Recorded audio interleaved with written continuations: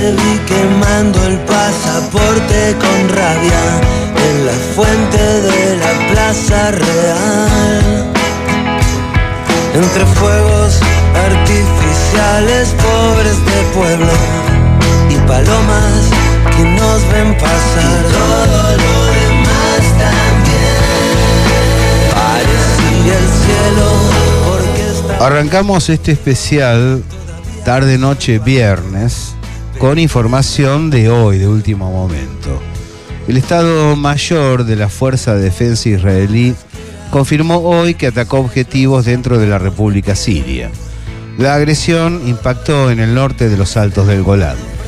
El comunicado oficial fue difundido por medios del país atacante y reproducido solo por RT en su versión en inglés, la señal medios en castellano y a nivel radial hace instantes por Abramos la Boca en Radiográfica.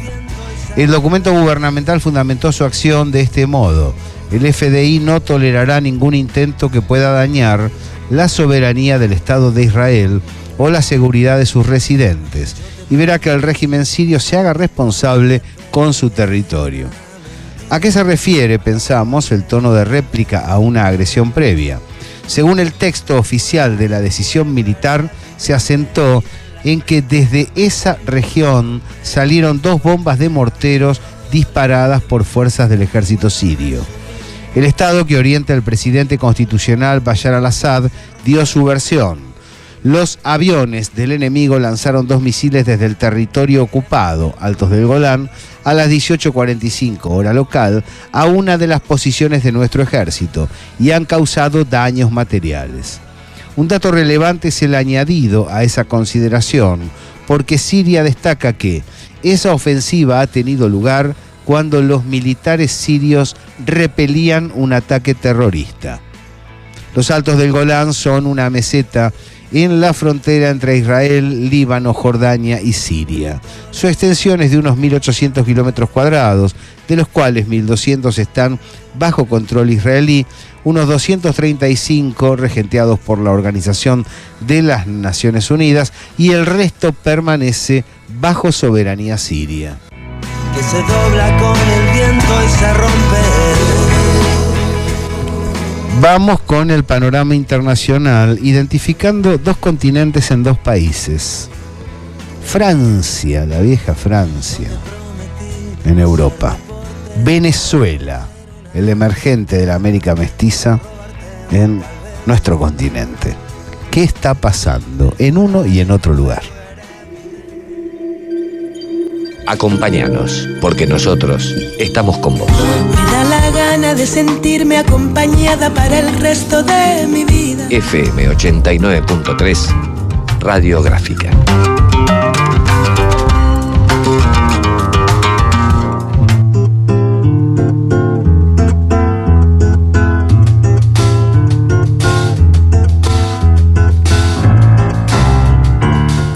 Está Julián Pelliza, Ale Vargas, controles y producción, todo el área periodística cooperando con este especial y las distintas tiras.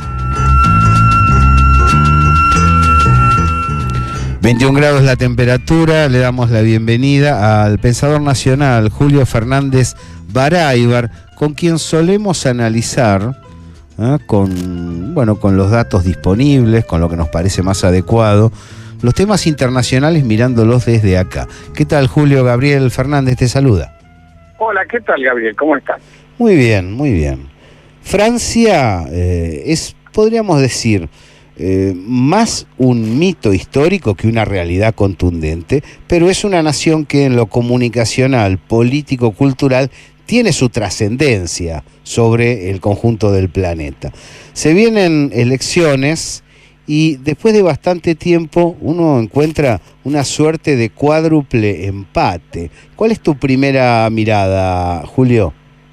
Bueno, ya el hecho de que ni el Partido Conservador, ni el Partido Socialista, ni el llamado centro político, que en última instancia todos ellos son neoliberales, no predominen en las encuestas y en las perspectivas de las elecciones francesas, ya es todo un hecho político.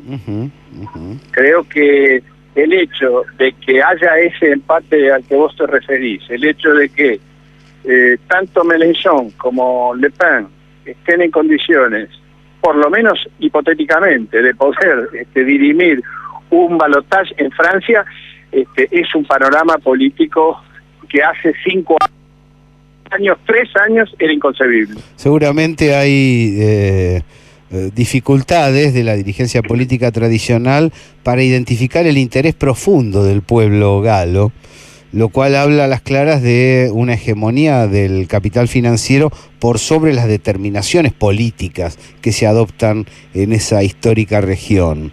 Y pensaba, Julio, que un contraste entre Marine Le Pen y Jean-Luc Mélenchon puede llegar a ser interesante, porque en ambos casos comprenden, con perfiles conceptuales diferentes, que Francia debe zafar del corsé de la Unión Europea. Claro, yo creo que refiriéndome a la primera parte, que es el de la aparente incomprensión de las ofertas políticas al electorado galo, creo que el proceso de integración de la comunidad europea, de la Unión Europea, siguió un camino absolutamente distinto al que nosotros nos hemos propuesto para intentar la integración de Sudamérica. Uh-huh. Digamos, de aquellos intentos políticos que llevaron adelante Adenauer y De Gaulle al finalizar la Segunda Guerra Mundial, que terminaron con distintas instancias que culminaron en la unidad europea. Hoy la unidad europea es una entidad política, porque en última instancia es una entidad política, gobernada por no políticos, sino por una casta burocrática ajena e indiferente al destino de cada uno de los países que integran la Comunidad Europea. Claro. ¿Me explico? Sí, claramente.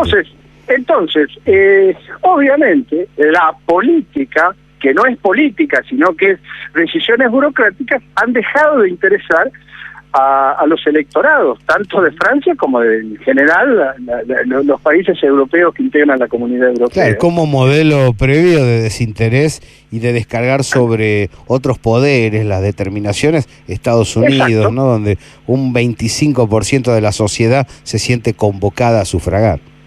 Exactamente. Entonces, los tradicionales de Francia, el Partido Socialista, el partido, la derecha francesa liberal, etcétera, no gobiernan Francia. Lo que gobierna es una casta burocrática cuya sede está en Maastricht o en Bélgica. ¿Me explico? Sí, en Bruselas. Y por lo tanto, la sensación que tienen los franceses es que no tiene importancia quién gane, porque quien gane va a ser todo igual. La aparición de Le Pen y la aparición de Mélenchon están revelando bastante parte del electorado que se ha podrido de esa situación y quiere nuevamente que los franceses puedan determinar su futuro. A veces, ante la ausencia de buena información internacional, es muy difícil el diálogo local sobre el sur de América Latina para hacer entender que esto significa que los grandes bancos, las grandes corporaciones financieras, operan como un agujero negro que sorbe toda la economía de Europa y que prácticamente no hay generación de puestos de trabajo ni inversiones productivas en el viejo continente. Esto es de algún modo lo que está en discusión. Por eso no hay carnadura de la política sobre los pueblos. Exacto. Cuesta entenderlo desde la perspectiva de nuestros países periféricos, como diría Francisco, porque claro, nuestras realidades son muy distintas. Parece mentira, parece una exageración que desde la Argentina o desde Bolivia o desde cualquiera de nuestros países se diga que Europa está en el medio de una crisis, porque cuando uno va, mira, ve que los niveles de vida son extraordinariamente distintos a los nuestros. Pero efectivamente, Europa, y Francia en particular, está en una profunda crisis económica en la cual el capital financiero ha reemplazado casi completamente cualquier otra actividad productiva. Claro. La vieja Francia de trabajadores industriales, de la Citroën, de las grandes concentraciones metalúrgicas, etcétera, está a punto de desaparecer como una especie en extinción. Frente a esta situación, sí, te escucho, Julio, seguí desarrollando. No. Sí. Y entonces esto genera estos partidos que lo primero que se plantean, de una manera o de otra, desde una perspectiva, llamémosle de derecha, o de una perspectiva, llamémosle de izquierda, el rompimiento con la Unión Europea, el replanteo de todas las decisiones políticas, que vuelvan los franceses a decidir cuál es el valor del franco, que no lo decida Maastricht, que lo decidan los propios franceses, que lo decidan los funcionarios franceses, que se sepa a cuánto pueden vender sus exportaciones los franceses en francos, no en euros, que es una moneda en la que ellos no tienen ninguna determinación. ¿Me explico? Sí, claramente. Esto es lo que expresan Mélenchon y Le Pen de dos formas distintas. Detrás de ellos, creo yo, detrás de Mélenchon y detrás de Le Pen, está la figura patriarcal de De Gaulle, que luchó durante toda su vida política para impedir que Francia se convirtiera en lo que ha llegado a convertirse. Entre otras cosas, gracias a los propios gaullistas, que contribuyeron en gran parte a que Francia terminara de esta manera. Entre ellos dos hay otros dos candidatos, por lo menos en la grilla, como Macron y Fillon, que pueden llegar a acceder a una segunda vuelta. Sería muy interesante eso también, porque veríamos la reiteración de algunos errores analíticos que cabe prever desde aquí, desde la gráfica, pensando como pensamos el mundo. Por ejemplo, me imagino a Macron enfrentando a Marine Le Pen y un montón de progresistas diciendo es la lucha contra el fascismo. Claro, y son lo mismo. Es cierto, según me dicen algunos amigos, entre otros el común amigo Néstor Gorojowski, Marine Le Pen ha visto achicado su espacio político ante el crecimiento de Mélenchon. Y por lo tanto ha recurrido a argumentos que había desechado anteriormente, derechizando, por así decir, su discurso, convirtiéndose, pretendiendo explicar que ella es más conservadora que los conservadores.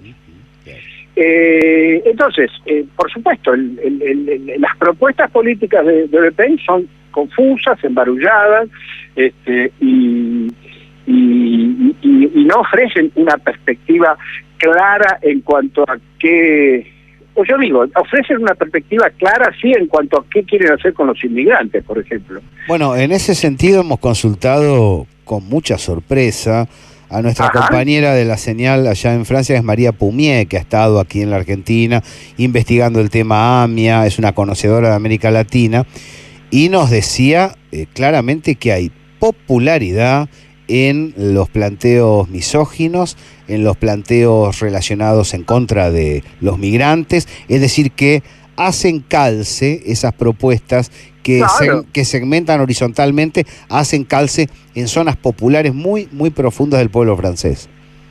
Sí, claro, porque ese tipo de argumentos funcionan un poco como funcionaba en el siglo XIX el antisemitismo. Federico Engels decía que el antisemitismo era el socialismo de los imbéciles, es decir, la solución que encontraban los imbéciles para todo tipo de problemas.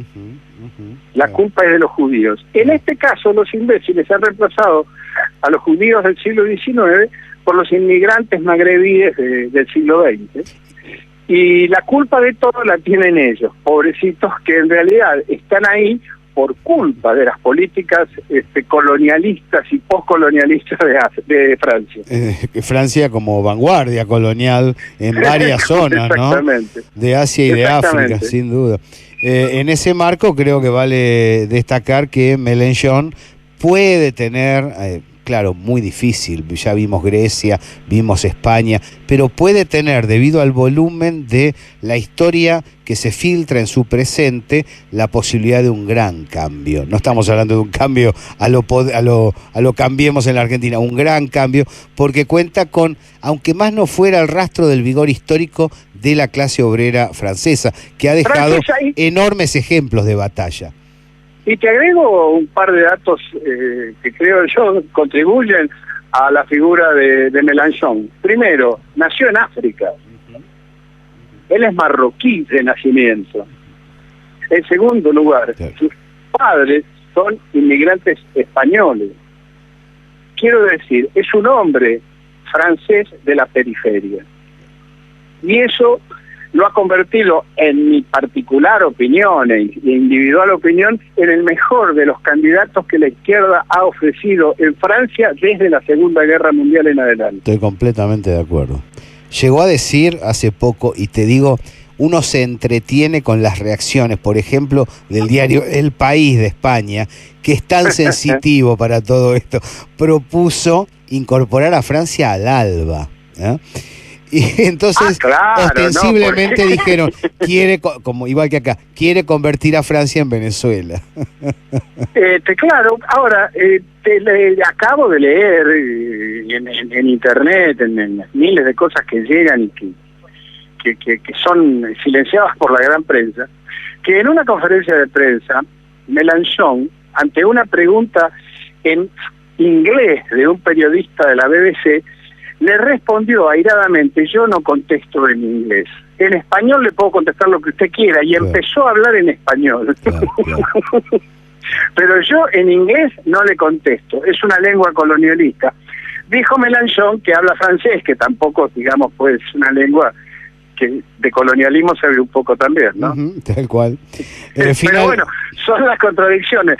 Lo de Marine Le Pen es insisto, de todas maneras, para mí una cuestión interesante, porque en cualquiera de los, en cualquier caso que llegara a ganar la presidencia de Francia, Marine Le Pen, convirtiéndose en la primera presidenta mujer de Francia, pegaría una patada sobre el conjunto del tablero europeo. Y seguramente tendría que abrir su discurso hacia zonas sociales más populares, claro, para la segunda vuelta, lo cual no deja de ser interesante también. Exactamente. Finalmente, Julio, no quería cerrar esta charla que queda abierta hacia la semana venidera para ver los resultados, sin consultarte tu visión, porque vamos a arrancar ahora con la cuestión sobre lo que acaece en Venezuela por estas horas. Bueno, yo creo lo siguiente, la oposición venezolana, que es una oposición salvaje, criminal, que lo que quiere es hacer un golpe de Estado y voltearlo al presidente Maduro, fracasó en el gran Estado para el 19 de abril. Vos sabés que el 19 de abril es en Venezuela una fecha similar al 25 de mayo. Fue en el mismo año, en 1810, el primer grito de libertad que dio Venezuela contra España. Sí. De modo tal que es una fiesta patria similar al 25 de mayo. Y en esa fecha, la oposición había lanzado toda su fuerza y toda su campaña y de violencia verbal y física para salir a la calle y generar una especie de terremoto que volteara a Maduro, pensando, insistiendo con el objetivo central que tiene la política de la oposición, que es dividir a las Fuerzas Armadas. Se produjeron algunos hechos en las Fuerzas Armadas. Tres tenientes desertaron del ejército porque estaban conspirando y se refugiaron en Colombia, solamente 3 tenientes. Sí.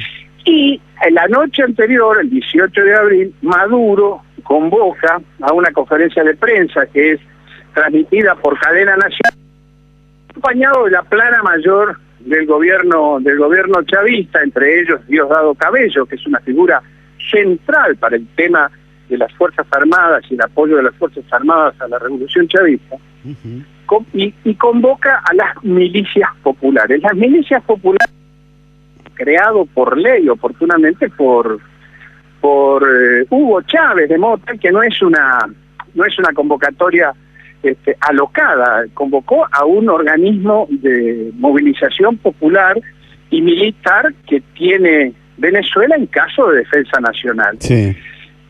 Todo esto produjo una situación de un enorme dramatismo en la noche del 18 de abril, que terminó y determinó que la chavista del 19 de abril, se calcula de 1,5 millones de personas, fuera fuerte que ha ocurrido en el gobierno de Maduro desde la muerte de Hugo Chávez. Nunca Maduro había contado con un apoyo expresado en el pueblo, en la calle, como el que contó el 19 de abril. El gobierno de Maduro venía en una pendiente respecto a su apoyo popular, la crisis económica, errores económicos del gobierno, el boicot permanente, las campañas de agio y de desabastecimiento llevadas a cabo por la oposición con apoyo norteamericano, debilitaron un poco la moral del pueblo venezolano. Pero la evidencia de un posible golpe de Estado movilizó a 1,5 millones de personas a las calles, y esto desmontó, a mi modo de ver, todo intento, tanto de golpe de Estado como de quiebre institucional de las Fuerzas Armadas. Las Fuerzas Armadas y la Guardia Nacional siguen siendo, junto con el pueblo venezolano, el principal apoyo político e institucional de la revolución bolivariana.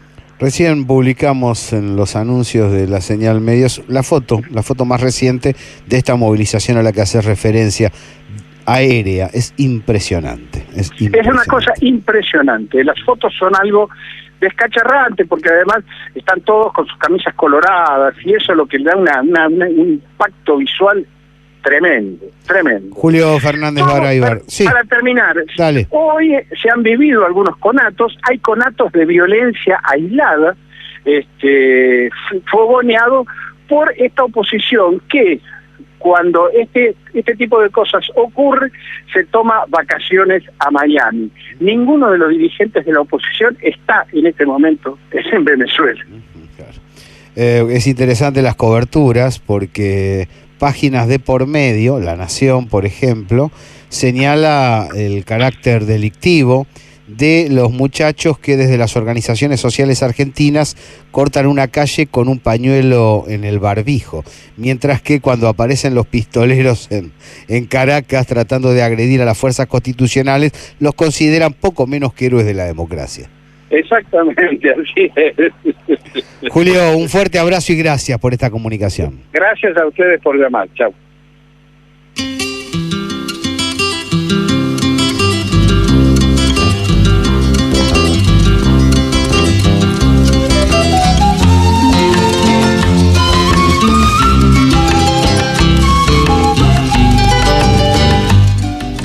Estamos en los especiales de La Gráfica. Y saludos, Cayetano Santos Godino.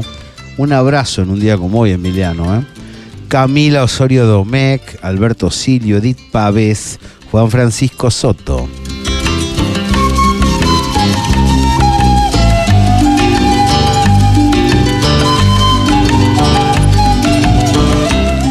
David Nahuel Ramallo, Carlos Pelusa Rivarola, Martín Carlos. Hernán Vázquez, que dice en la televisión, estuvo como media hora Catherine Fulop, considerada cita de autoridad de lo que sucede en Venezuela. No estoy jodiendo, ¿eh?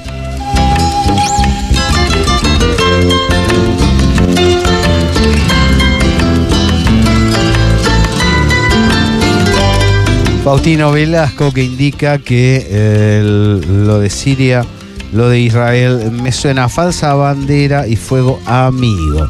Dice, fuego amigo es cuando por equivocación las propias fuerzas atacan efectivos suyos. Igualmente en este caso, reconocer un posible fuego amigo es ser benévolo con Israel. Eva Piwowarski dice que estos ataques son satánicos.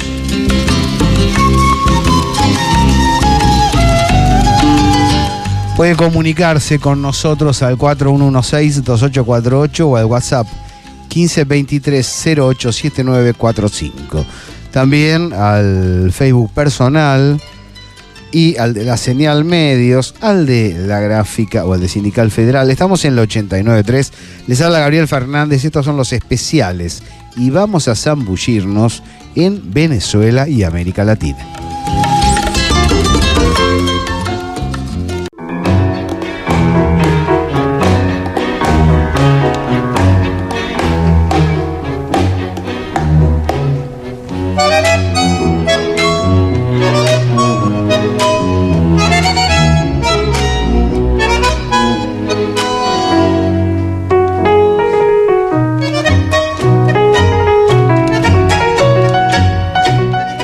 Hace pocos días tuve la posibilidad, invitado por la gente del Centro Cultural de la Cooperación, por Ángel Sorkin, por Mariani Alves, de hablar sobre el tema Venezuela, América Latina y el mundo. Lo mío fue más internacional en general, junto con Aram Aronian, que se refirió a Venezuela, a la historia, al contragolpe popular en Venezuela y también a las perspectivas actuales. Mariani Alves destacó la importancia de la organización social de base en ese país. Y en ambos casos señalaron que es improbable un choque callejero porque no es equivalente la tremenda multitud que se congrega para la defensa del camino bolivariano emprendido por el chavismo y las franjas mercenarias que intentan desde los escuálidos provocar un golpe de Estado.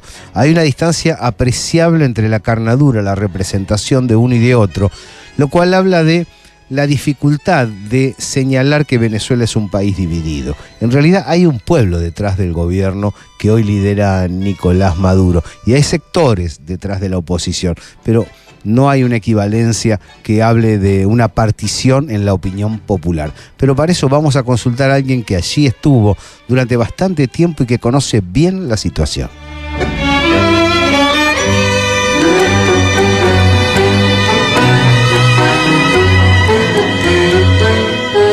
Le damos la bienvenida a nuestro compañero Juan Esteban Kirchner. ¿Cómo estás, Juan? Buenas tardes, Gabriel, y a ti un fuerte abrazo y a la producción de la tarde, la gráfica y a todos los oyentes. A ver, contanos tu primera impresión para arrancar este diálogo sobre lo que sucede esta semana precisamente en Venezuela. Bien, yo creo que habría que primero entender una suerte de folclore o costumbre o como lo quieran llamar, donde las salidas a las calles, ya sea en apoyo de Nicolás Maduro o en su momento Hugo Chávez, y en oposición a Hugo Chávez en su momento y en oposición a Nicolás Maduro, no es algo nuevo, como tampoco es algo nuevo que estas manifestaciones estén terminando como terminan. Por supuesto que a medida que avanza el tiempo y metiéndonos en esta semana, como es la propuesta, la violencia se va incrementando en un país donde es interesante lo que vos planteabas, donde el campo popular tiene un apoyo incondicional a Maduro en este sentido que vos creo que marcabas, porque probablemente no todos estén de acuerdo con algunas políticas desde el momento que asumió, pero sí el campo nacional y popular está incondicionalmente con el gobierno democrático de Maduro para defender una república. Claro. Creo que a eso apuntabas, y esta manera de manifestarse, de estar en la calle, insisto, no es nuevo, como tampoco es nuevo estas suertes de matarifes, esta suerte de personas contratadas para justamente ser parte de las manifestaciones de la hoy oposición a Maduro y llevar, a un sensacionalismo tal cada manifestación que permita la condena internacional por los niveles de violencia provocados por ellos mismos, pero no solamente un juzgamiento de las grandes esferas políticas o estatales del mundo, que hoy son partícipes quizás de muchos gobiernos neoliberales de la región, sino también la condena del común, ¿no? De aquel que está fuera del país y ve cualquier escena de sangre o cualquier escena violenta. Por supuesto que la primera impresión es correrse y condenarlo, pero creo que es importante dejar en claro que esto no es una metodología nueva, el contratar personas, o ni siquiera contratar, sino motivar a que estas manifestaciones sean violentas, y lo ha demostrado el caso de Leopoldo López, aquel preso que están diciendo está aceptada la verdad en la oposición de que es un preso político. No es un preso político, sino que se ha descubierto en su momento cómo instigó en las manifestaciones y cómo fue partícipe de la muerte de muchos manifestantes en aquellas jornadas del 2000 yo ya me pierdo un poco, Gabriel, pero creo que estamos hablando del 2011. Así es, Juan, vamos a escuchar, acompáñame, escuchemos juntos el testimonio del periodista Juan Contreras, entrevistado esta mañana en Punto de Partida, que nos narraba desde allá esta visión. Y ahora seguimos. Muy buenos días a todos los compañeros y compañeras de Radiográfica de Argentina. Muy buenos días y un saludo cordial al pueblo argentino, que es el mismo pueblo latinoamericano y caribeño. Desde acá, desde Venezuela, desde el barrio 23 de enero, las organizaciones sociales, con mucha emoción, con mucha alegría, contentos. Hoy vamos al encuentro de la patria, hoy vamos a defender estos 18 años del proceso bolivariano en la calle. Está desplegado todo nuestro pueblo a lo largo y ancho de toda nuestra geografía, principalmente aquí en la ciudad capital. Hoy en la mañana hay mucha emoción, mucha alegría, mucho encuentro con la patria, con el recuerdo de Chávez, con nuestra independencia, con todos los símbolos patrios, con todo lo que significa construir y levantar la patria. Así que desde aquí, pues un saludo cordial. Le decimos que no vamos a defraudar a Latinoamérica y el Caribe. Aquí hay un pueblo en la calle. Hemos aprendido en estos 18 años que el antídoto contra los intentos de golpe, contra la reacción de la burguesía, contra la reacción del imperio, es el pueblo en la calle organizado y movilizado. Y en eso estamos, pues, con mucho entusiasmo, con mucha alegría, con mucho amor, porque esencialmente nos mueve el amor por la patria. Y el amor por la patria es el amor a nuestros hijos, es el amor a nuestra familia, es el amor a construir la utopía aquí y ahora. Así que hasta la victoria siempre. Feliz día y aquí seguimos. Continuamos en la batalla, desplegado con el mayor amor y con el mayor cariño por la patria latinoamericana. Aquí nos estamos jugando el futuro de la patria latinoamericana y caribeña. Siguen los saludos. Solange Muriel Dupont, bueno, supongo la comunidad francesa se ha sentido convocada. Esteban Sosa Salvareza. Gabriel Aníbal Rearte, que dice: en el plan de Dios está arrancar de Medio Oriente a estos sátrapas. Venimos con la derivación, ¿no? Tema Siria, tema Israel, tema Francia, y hay opiniones de distinto tipo sobre estos asuntos. Pero volvemos a Venezuela. Todas las informaciones que venimos recibiendo y el tono del informe de Contreras, estimado Juan Kirchner, nos van situando en una perspectiva, a ver si compartimos esta visión. Hablando de informaciones reales, no de propaganda, de agitprop. La sensación es que la revolución bolivariana sigue firme y se sigue desarrollando, que la idea de van a voltear al gobierno de Maduro es una expresión de deseos transmitida por la Sociedad Interamericana de Prensa a nuestros países, pero no una información real. No, acuerdo plenamente con la crónica y relato y saludos de Contreras, que es un poco confirmar lo que venimos conversando, pero esto, insisto, no, nadie va a ver en ningún medio de comunicación la paz, la alegría y el amor que hay en una manifestación en la calle de chavistas, en la calle, mejor dicho, por los chavistas o maduristas, como uno lo quiera llamar, aquellos que están defendiendo la democracia en Venezuela. Sí vamos a ver, en todo caso, todo esto que veníamos desplegando, esta propaganda política, ¿verdad?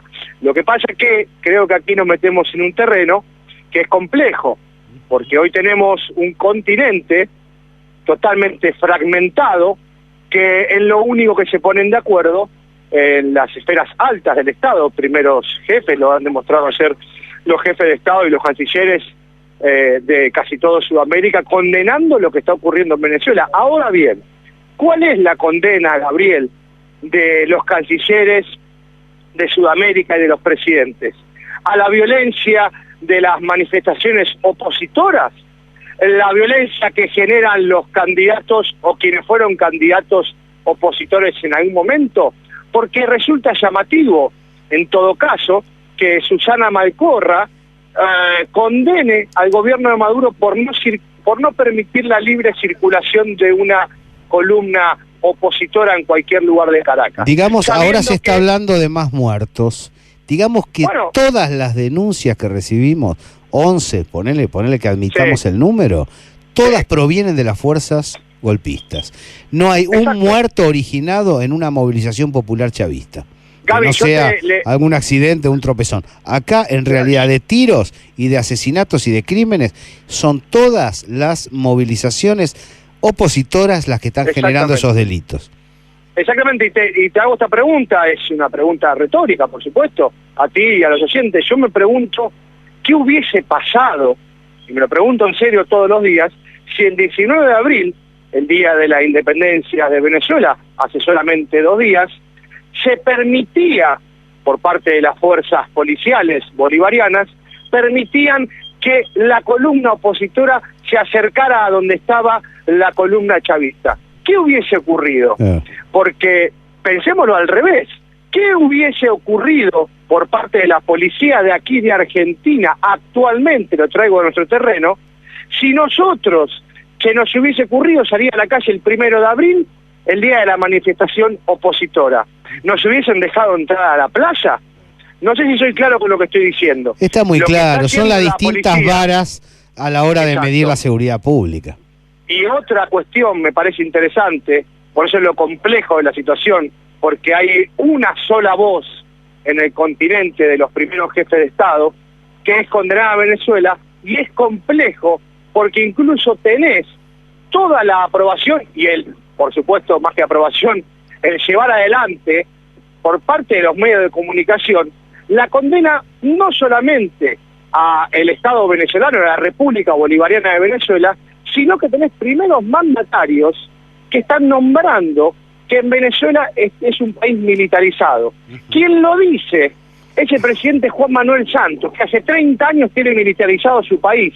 Entonces, uno, y esto lo digo, digamos, no porque se me ocurra a mí, porque fui y vi un policía que me trataba mal, sino porque tiene un plan Colombia donde todos los militares están en territorio colombiano. Entonces, cuando vos tenés una sola campana, no solo, sino en la mayoría de los presidentes sudamericanos, exceptuando, por supuesto, a Evo Morales Ayma y a Lenín Moreno, o el caso de Correa, exceptuando esos dos casos, no hay otra voz. Y eso, con todos los medios de comunicación, que son parte de ellos, ya no es que están a favor, sino que son parte de ellos, es muy difícil empezar a descuajeringar todas las cuestiones que hacen a una marcha chavista o que hacen a una manifestación opositora. Pero y te digo, Juan, hablando ya en perspectiva, porque hablamos en perspectiva política, que nos referimos al corto plazo, donde desmentimos las informaciones de esta semana de los medios corporativos sobre Venezuela. Y en el mediano plazo, el año pasado logró un piso el precio del petróleo y ha comenzado a elevarse, ¿no? Con lo cual, si resuelve un puñado de situaciones internas Venezuela relacionadas con los esquemas de producción, podemos llegar a tener un cambio en la densidad del PBI de esa nación que sorprendería a muchos y que llevaría a la Argentina a necesariamente intentar desprenderse del liberalismo rápidamente para no quedar sumida como uno de los países más empobrecidos del continente, ¿no? Bueno, es una lectura que de verdad me sorprende. Debe ser la edad, mirá lo que te estoy diciendo. Me sorprende que tengas la lucidez de poder mirar a mediano plazo por una cuestión de que lo que está ocurriendo, ya sea en Argentina o en cualquier país del continente, es tan rápido que uno termina de analizar lo que pasó ayer, que ya es viejo. Digo, me cuesta mucho desprenderme de la coyuntura local, de este bombardeo de información que comentábamos recién, para pensar qué ocurriese en el caso del petróleo, pero acuerdo con tu lectura, resulta sumamente interesante. Ahora bien, una cosa que también me parece importante es volver a ver lo que pasó en el 2002 en Venezuela y ver que los métodos son exactamente iguales en el 2017 en Venezuela, los métodos de la oposición.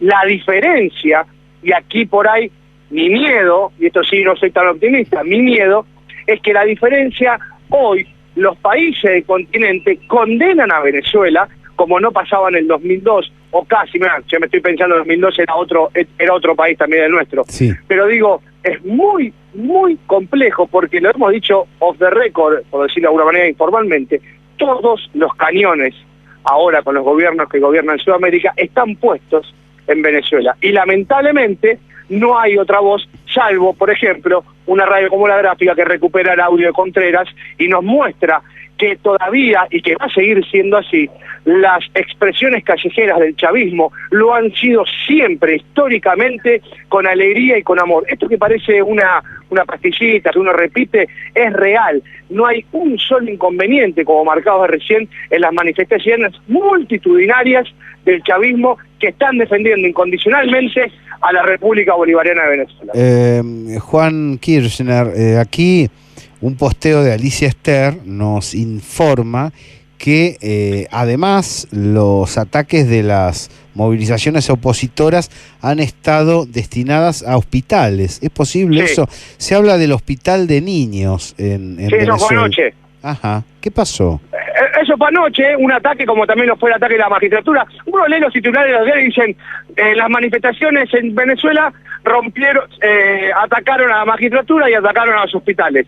¿Qué lectura uno puede hacer de eso? ¿Puede imaginarse que los opositores están pagados para hacer esto? No, lo primero que hace es listo, Venezuela es un quilombo y va a tener que venir el orden nuevamente como está ocurriendo en distintos países. Pero lo cierto es que, así en el 2002 en Puente Llaguno, que se demostró que había matarifes contratados, ahora también es igual, porque también hay una realidad, Gabriel, que es importante, que es la situación económica en Venezuela claramente no es muy favorable hoy por hoy.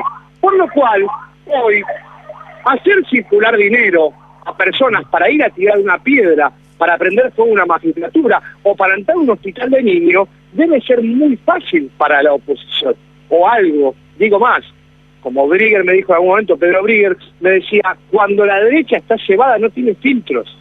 Y todo el contexto internacional, las declaraciones de nuestro presidente, las declaraciones de nuestros cancilleres y las condenas de los medios de comunicación le están jugando a favor. Nadie hurga un poco más a ver qué hay detrás de las manifestaciones en contra del chavismo. Y lo que hay detrás son matarifes contratados o simplemente incitados por quienes dicen ser los representantes de la oposición. Finalmente, Juan, conociendo ambos distritos, ¿incide la victoria de Lenín Moreno en Ecuador sobre la situación general latinoamericana y sobre Venezuela? Ojalá que así sea, ojalá que tanto Bolivia como Ecuador y como Venezuela nos sigan marcando el norte, pero es importante señalar que en Ecuador también se la verá difícil Lenín Moreno porque, fijémonos, y esto lo dijimos al aire, todavía no aceptaron que perdieron. Guillermo Lasso todavía no aceptó el haber perdido las elecciones. Está yendo a la Comisión Nacional Electoral a pedir revisar esto, lo otro, de aquel distrito, el documento. No aceptan haber perdido. Y allí también juegan los medios a su favor. Entonces, va a ser complejo tanto para Ecuador, como para Bolivia, como para Venezuela, contar con un continente que no solamente le da la espalda, sino que lo condena todos los días. Lamento no tener un discurso más optimista quizás, pero creo que es un momento candente, creo que es un momento también para pensar un poco, alejarse un poco de la primera plana, que siempre va a ser horrible, fea y roja, y bueno, tratar de ver lo que está pasando en todo el continente para comprender qué puede llegar a pasar en estos tres países nombrados. Vos sabés que a veces, y ahí contrasto con el pesimismo de muchos amigos, se observa la realidad en base a lo ocurrido en una elección aquí en la Argentina. A decir verdad, cuando observamos el decurso del resto de las naciones, nos encontramos con situaciones diferenciadas. Por un lado, las que acabas de mencionar vos, yo le incorporaría a Nicaragua. Y también debo decir que las últimas encuestas que recibimos de Brasil justamente son relacionadas con la perspectiva de un Lula reposicionado en la presidencia de la nación. Es decir, hay mucho de propaganda en la oleada conservadora y poco de datos reales. Bueno, así llegó el señor Mauricio Macri a presidencia y creo, con esto que me está diciendo, que nos merecemos varias conversaciones más seguido para levantarme un poquito del optimismo, porque es bastante certero lo que está diciendo. No solamente en Brasil, sino también uno puede pensar en Argentina, lo podría pensar, y no quisiera generar un gran debate, pero lo podría pensar en Paraguay, ¿verdad? Son países que nuevamente se está dando cuenta el campo nacional y popular que quizás una elección, bueno, nos pudimos haber equivocado, pero que el apoyo sigue estando. Por eso digo, me parece que nos merecemos un par de conversaciones más para motivar un poco más el optimismo y no dejarme llevar quizás por estas historias que uno ve en todo el continente, suponiendo que podría ocurrir lo mismo en algunas de las naciones nombradas como Venezuela, Ecuador y Bolivia. Juan Kirchner, gracias por estar en este especial de La Gráfica. Te mando un fuerte abrazo desde el estudio Patrick Rice.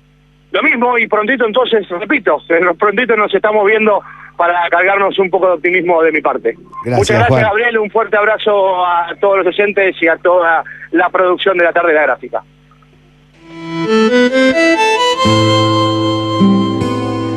Para Buenos Aires, el mejor aire te lo ofrece Radiográfica. Radiográfica FM 89.3 para todo el mundo. Te vi quemando el pasaporte con rabia en la fuente de la Plaza Real, entre fuegos artificiales, pobres de pueblo y palomas que nos ven pasar. Martín, Carlos, Pablo, también Federico Visser, muy buena nota, muchas gracias a los amigos que están escuchando y que están opinando en derredor del tema internacional.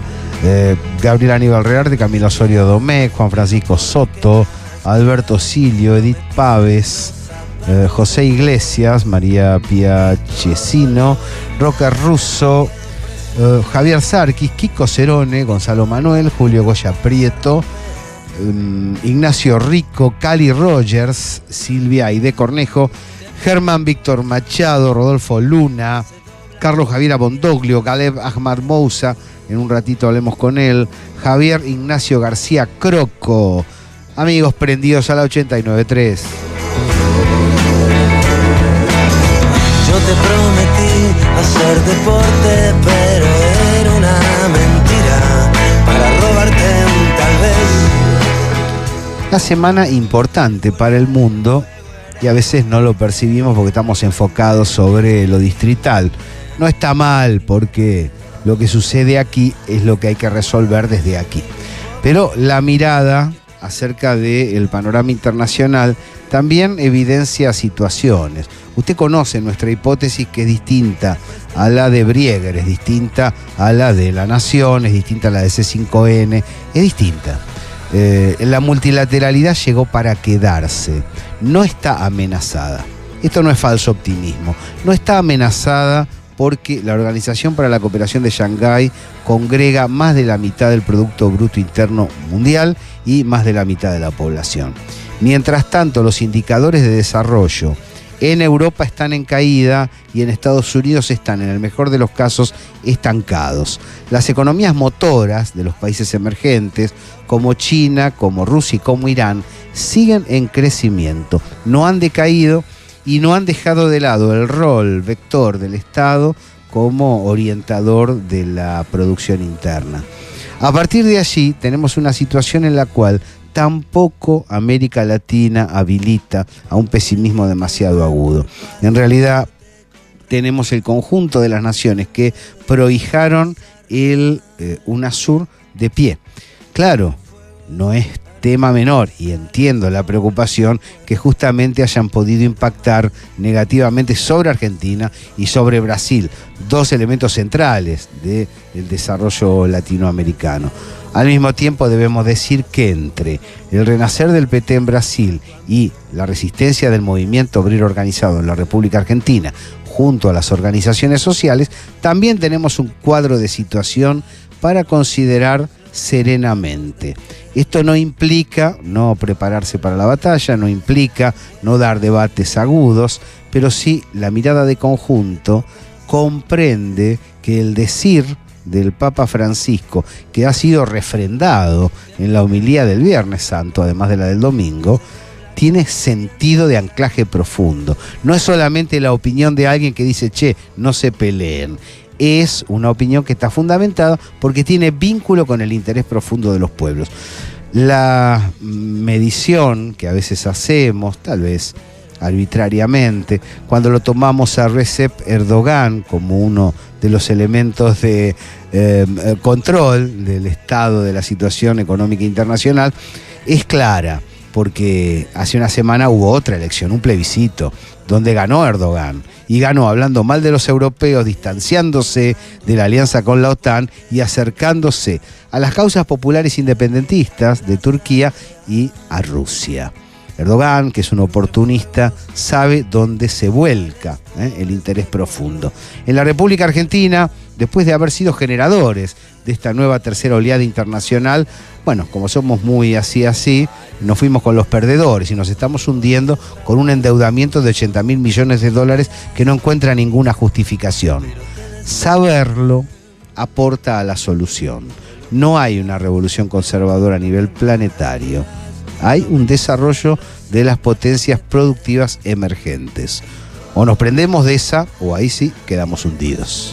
De poco, porque todo lo que toco se rompe. Especiales, radiográfica. Los saluda Gabriel Fernández. Julián Pelliza en los controles, Ale Vargas y el área periodística en su conjunto en la producción. Gracias Marcos Maldonado, Lucas Molinari, Omar Zanarini, que de distintos modos cooperaron con la salida al aire de este programa. Siga en la 89.3. Pero era una mentira para robarte un tal vez.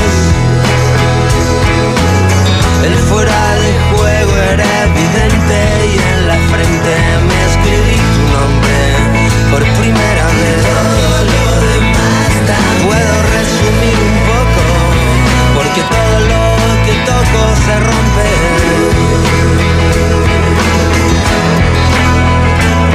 Te presté un corazón loco que se dobla con el viento y se rompe.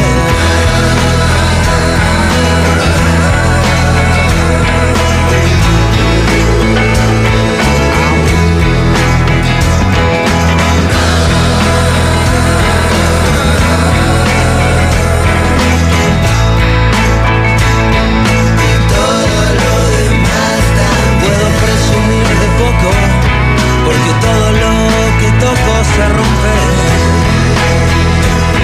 Hablo de un corazón loco que se dobla con el viento y se rompe.